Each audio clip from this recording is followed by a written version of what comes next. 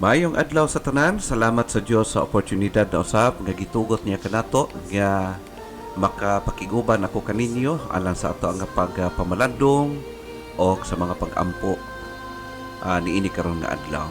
O tuguti nga magadangop kita diha sa Ginoo pinagi sa pag-ampo sa ato nga pagsugod karon sa bunoton. Kanimo gamhanan og dalaygon nga Dios nga naa sa langit, nagapasalamat kami once again sa padayon nga gihatag nimo kanamong oportunidad nga makaalagad kami kanimo, makapaabot o Dios sa mensahe ngadto sa mga katawhan nga nagapaminaw karon ini nga stasyonan sa radyo.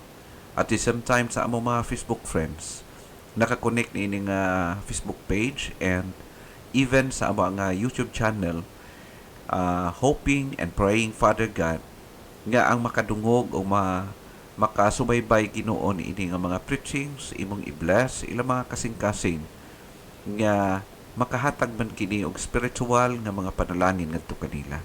Panalangin ni o Dios ang tanan nagapaminaw karon sa paghimo nining bulaton, hinaot pa nga ang balang espiritu padayon sa pagbuhat sa iyang mga buluhaton sa paghuman o sa pag comply sa mga butang nga gina-desire diya sa imong kasing-kasing.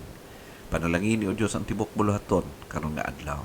This I pray in Jesus' name. Amen. Salamat kayo tungod kay ang ato nga Dios padayon nga nagahatag kanato ning oportunidad, of course. Dili man kita exempted no sa mga interruptions sa atong kinabuhi regarding sa atong mga panlawas, anagay mga panahon ni ana o nagpasabot ka na nga wala pa gyud ta sa langit, no? Aniya pa kita ni ining kalibutan, waiting for the coming of our Lord Jesus Christ to take us home. Someday, kanang tanan mamaterialize o mahitabo ka na sumala o base sa iyahang kaugalingong pagbulutan. This time, dalon ko kamo sa pagpamalandong din sa Book of Acts, chapter 11 verses 1 down to verse 18, no? Mao kini siya ang coverage sa atong pagpamalandong karon, which is nagahisgot siya about God's church expansion include all tribes. So ang pag-expand sa church sa Ginoo in the New Testament ato makita nga gilangkuban na kini sa tanang tribo sa kinabuhi, no?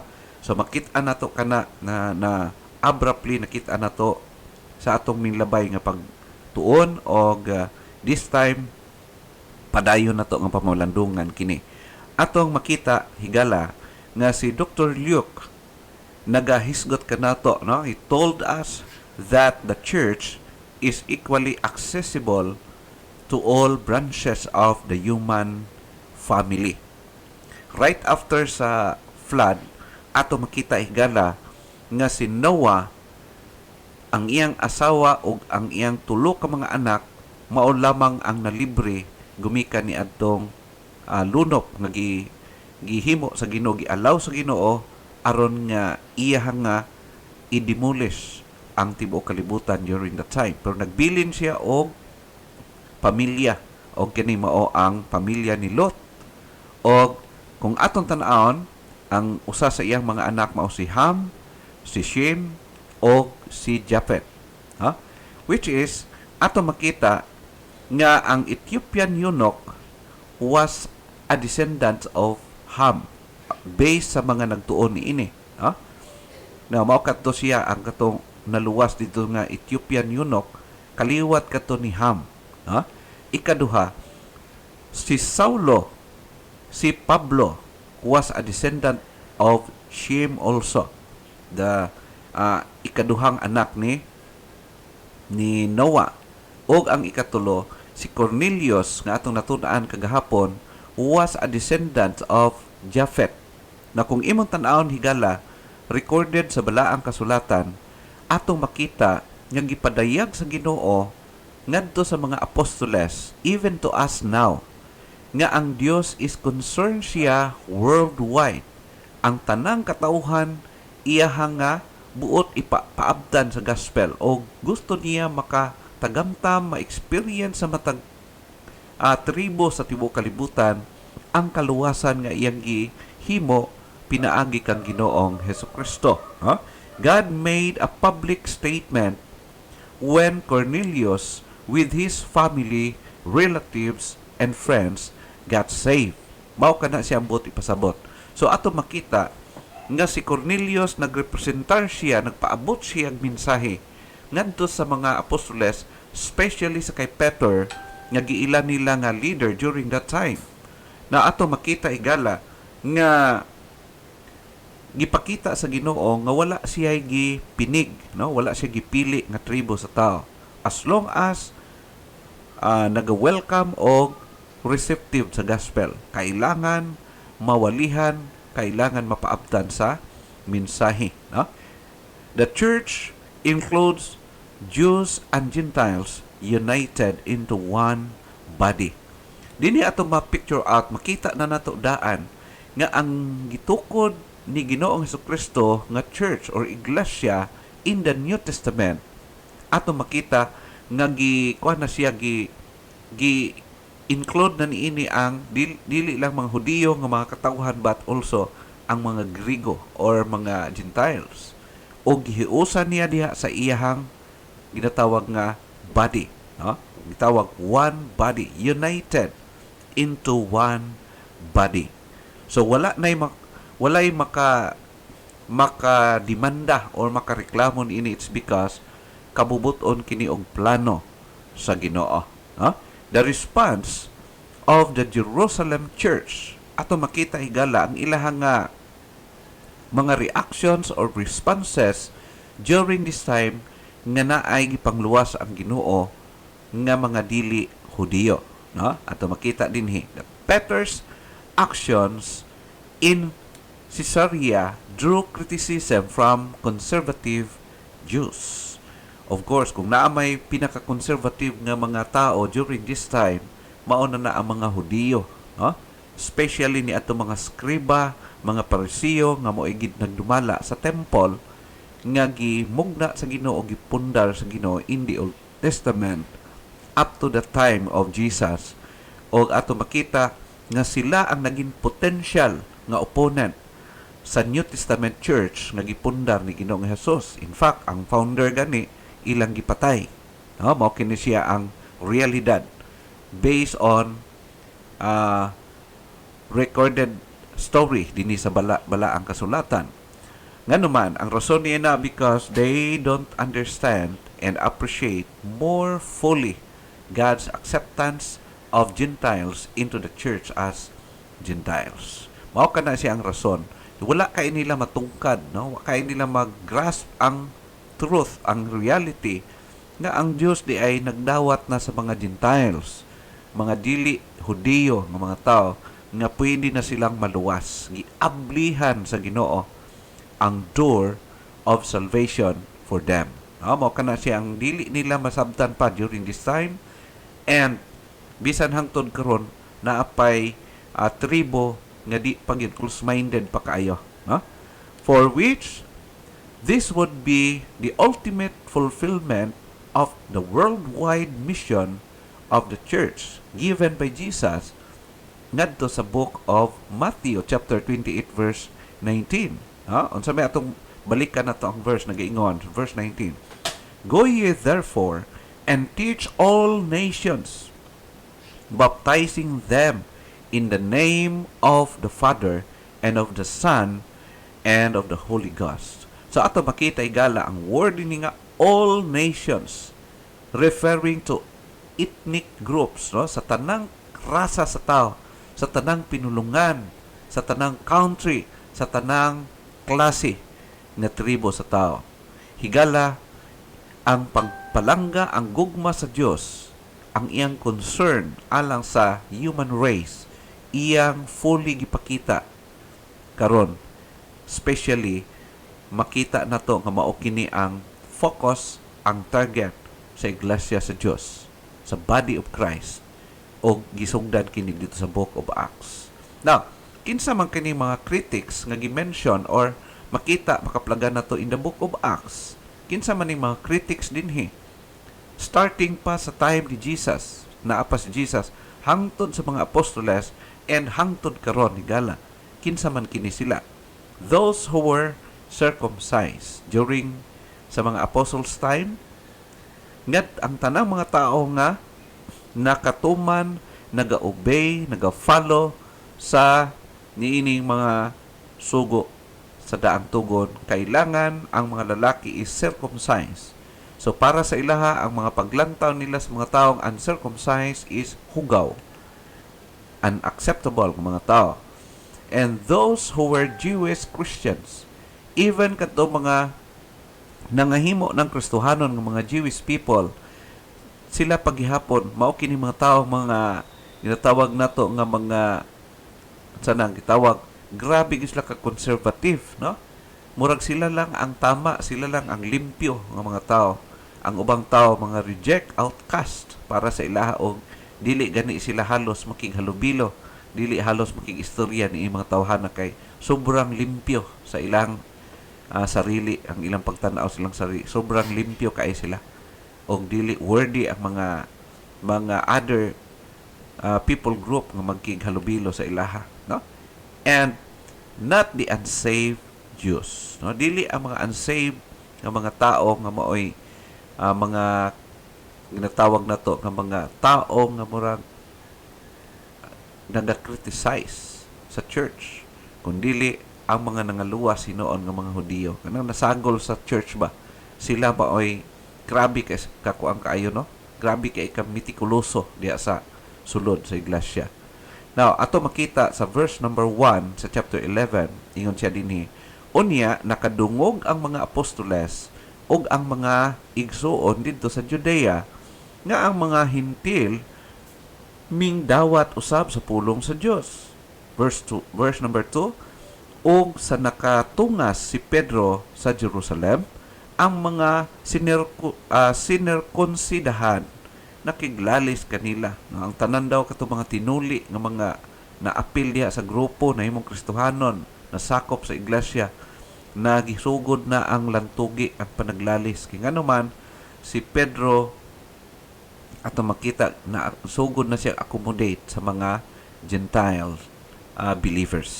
Okay? So ato makita ang depensa ni Peter. Peter's defense. Makita na to. It was God's initiative. No, mao kanang una. Kay at first, even si Peter, grabe ang iyang pagka-conservative. No? Dili niya madawat nga ang mga non-Jews or mga dili Hudiyo makaapil sa trabaho nga gihatag sa ni Jesus ngadto kaniya. Pero nasabtan ni Peter niini nga mga verses, no, di na nato kini go over kay taas kayo, pero ato makita din ni that it was God's initiative based on Peter's defense. Ngayon siya nga ang pag-merge sa Ginoo, allow sa Ginoo nga ang mga katawhan, mga dili Hudiyo mahimo pod nga Kristohanon pareho nato, no, nga mga Hudiyo nga mingtuo sa dihang mingtuo siya kay Kristo. According to verse 7, og nakadungog ako og usa ka tingog nga nag-ingon kanako, tumindog ka Pedro, mag-ihaw ka og kumaon. No? Gi-recall ni Peter ang vision nga gipakita sa Dios kaniya kadtong mga klasik-klasing mananap, kag ingnan siya, tindog Pedro, pag-ihaw og kaon. Nag-refer kato sa una sa mga tao nga dili Hudiyo nga pwede na di ay makaapil, pwede na extenan sa gospel. Mga tao nga giilan nilang mahugaw, pwede na di ay walihan aron maluwas pod sila. Verse 8, apan miingon ako, dili gayud Ginoo, kay wala pay butang nga mahugaw nga nakasulod bisan ano sa asa akong baba. But pasabot, wala gyud sila nagpakialam sa mga dili Hudiyo. Kay ato makita dibotado pud kini si Peter sa ilahang nga Judaistic nga mga practices, no? Verse 9, apan mitubag kanako ang tingog nga ikaduha gikan sa langit, ang mga butang nga ginluan sa Dios dili mo paghinganlan nga mahugaw. But pasabot higala nga ang tao nga gitagaan sa Dios og privilege, dili pwede i-withhold ang blessing, ang privilege nga para kanila tungod lang sa pagka-conservative o tungod lang sa pagka quote-unquote self-righteous sa mga tao nga naa diha sa pamilya sa Ginoo. Higala, mao kini siya ang nahitabo during sa time sa mga apostoles. In verse number 17, nagingon, nan, kung ang Dios naghatag kanila sa mauusab nga hiya sama kanato, sa diha nga mituo kita sa Ginoong Hesukristo, si kinsa man ako nga makapugong sa Dios. Amen. Praise the Lord. Hallelujah. Higala, makita nimo dinhi ang pagkamaluluyon sa Dios alang sa tanang rasa sa tao sa tibuok kalibutan. He loves all people. Gihigugma niya ang tanang tao ug wala siya'y gusto nga laktawan. As we can, iwali ang gospel, ipaabot ang gospel, mutuo og sa dili ang tao. Ang atong trabaho is to preach the gospel ngadto sa tanang mga tao as possible. Kay nga naman, walay tao nga dapat makapugong niini. Even Peter, nag-ingon siya, si kinsa man ako nga makapugong sa Dios. Kailangan buhaton ang trabaho. Ikaduha, he was unable to withstand with God. Verse number 17 sa atong ibasa sa last part. Ingon siya, kinsa man ang pwede making batok o musupak sa Ginoo. Iyahang kabubuton, iyang sugo kana. So, kinsa man kita nga mga sulugon musupak sa iyaha. Iyon sa verse 11. Si kinsa man ako nga makapugong sa Dios. Kung ang Dios nagluwas sa mga hintil, kinsa man ako, kinsa man kita nga i-withhold na to kini nga truth. I-withhold na to ang gospel. Nga aron di sila maluwas, di sila kaapil sa church, no? So, mao kana siya atong makita, igala, that all believers indwelt by the Holy Spirit. Based sa Acts chapter 11 verse 15, nag-ingon siya dinhi, og sa misugod ako sa pagsulti, mikunsad ang Espiritu Santo sa ibabaw nila, sama usab sa pagkunsad kanato sa sinugdan. Wow! Amen. Ato makita ang trabaho sa Ginoo, higala. Unsa ang Dios nga nahigugma sa mga tao, not only to Jewish people, but also to the Gentile people like us. Mga pagan, no? Gihigugma usab sa dihang mituo ang tao, umutuo ang tao. Gitagaan usab sila sa katungod nga mahimong Kristohanon, makadawat sa balaan nga espiritu, no? Walay pili. Mao na nga muwalig yun, musulti kita sa gospel sa tanang mahimo nato, himuon nato kana. Some of Peter's critics satisfied and agreed the explanation, but some did not grasp the larger issue. No, daghan uban ning dawat sa explanation ni Peter during this time, and daghan pud nga dili. Na ingon ana gid na sa iglesia, ingon ana na sa simbahan ni Gala. Regardless, bisan unsa pa ka godly, bisan unsa pa ka maayo imong motive, imong target, imong purpose, maayo para sa kinatibuk-an sa trabaho sa Ginoo, pero dili gid nimo 100% nga mo agree ang tanan. Naa gid nay mo supak, naa gid nay dili ganahan, naa gid nay mo muhimog move nga dili maayo, no? Wala nila mahibalui nga nagbabag sila sa gospel, nagbabag sila sa trabaho sa Ginoo. Sama gani sa nahitabo kay Peter. Kung imong tan-aw ni Gala, si Peter siya ang authorized o siya ang giila nga mga nintayo nga leader sa mga apostoles. But during this time, daghan gani ang ninsukwahi sa plano sa Ginoo.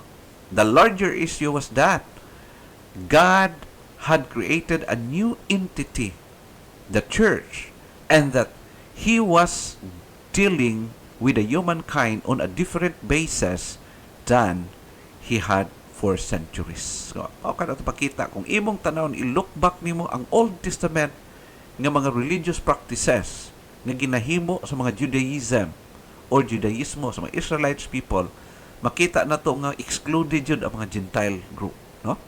Pero pag tanaw na to sa New Testament, higala, praise God, kay na-include na pwede na maka-appeal ang mga Gentile people, mga pagan people. As long as mawalihan, mutuo ug mo tugyan sa ilang kinabuhi kay Kristo. Busa wala kitay pugnan, no? Wala kitay limitasyon. Iwali ang gospel. Kung unsa imong pinulungan, preach the word of God to them. No, dili man tanan lingwahe makabaluhan nato. So, kung asa ka gibutan sa Ginoo, do it accordingly sa kabubuton sa Ginoo. Because Jews did not need to continue to observe the Mosaic law, and no longer necessary for Gentiles to come to God through Judaism. Ato makita nga unique kayong gitrabaho sa Ginoo in the New Testament. Kay nga naman ang mga Jewish people dili necessary nga mosulod sila sa church o magpadayon sila sa pag-observe sa Mosaic law.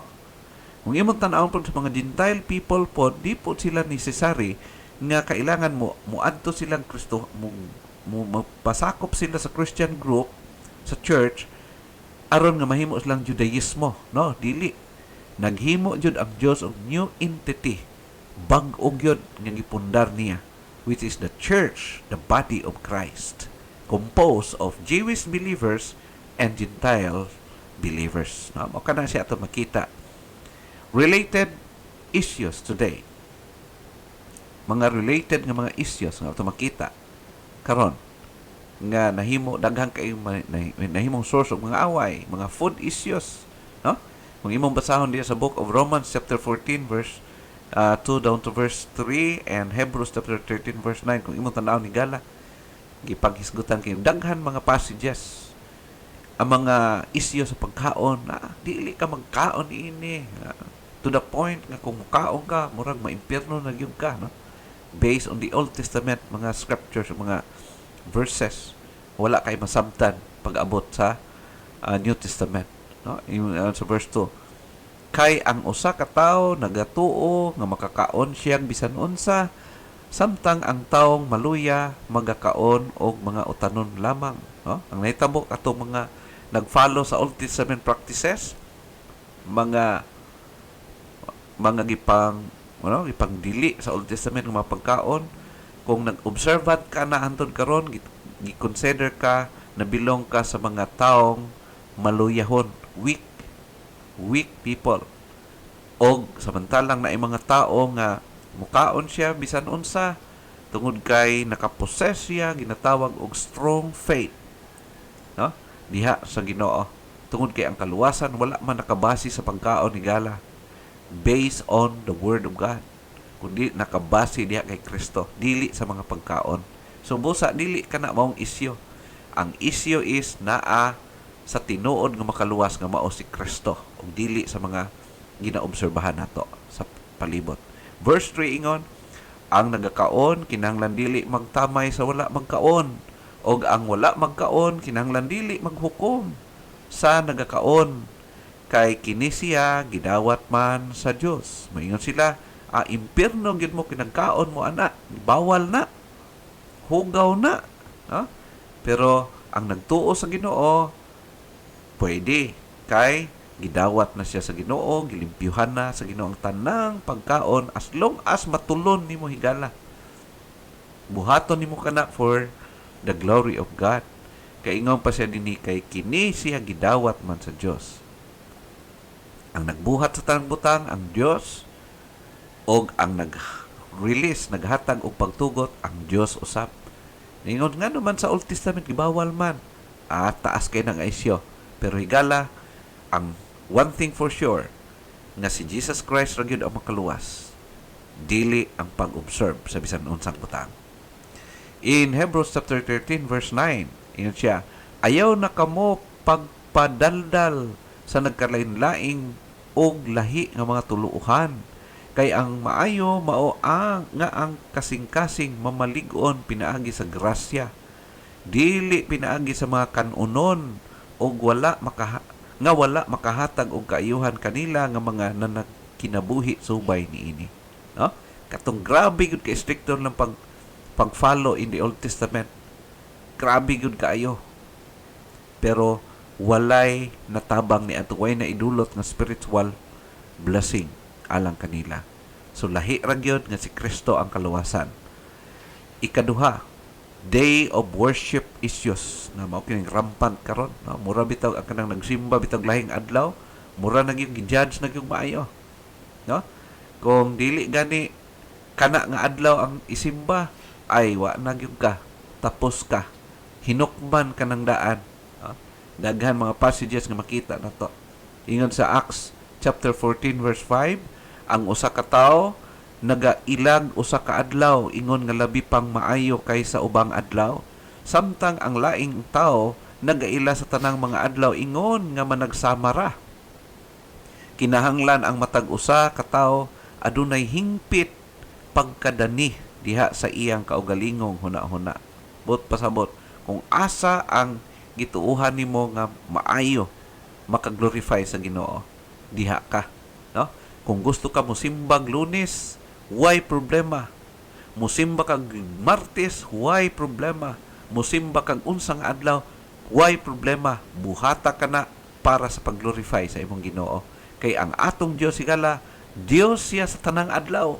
Dili siya Dios sa isa ka adlaw. Dios siya sa tanang adlaw. He is always worthy to be worshipped at all times. Sa tanang segundo sa atong kinabuhi, worthy siya mudawat og worship gikan kanato. No? If our salvation is not an accident, remember, brothers and sisters in Christ, our mission also should never be. Kung ang kaluwasan nga tuo kita sa biblical salvation nga dili aksidente, kung dili it was planned, well planned by God long before, ang mission nga gihatag sa Ginoo kanato to proclaim the good news, to preach the gospel to all people as possible, dili ka na aksidente. Dapat tumanon, dapat sundon in any way we can. Do it tungod kay nganuman dili sa tanang panahon available kita, dili sa tanang panahon able kita, o dili sa tanang panahon para sa atoa ang panahon o oportunidad. Therefore, kung naa sa imuhang oportunidad karon, you can preach, you can teach to others, grab that opportunity. Don't be late. Chance is just passing. Ingon nga atong life ni ining kalibutan, we're just passing also. Time will come, tawagon kita sa atong master. Busa, do your part for the glory of God, and I will do my part for the glory of my God.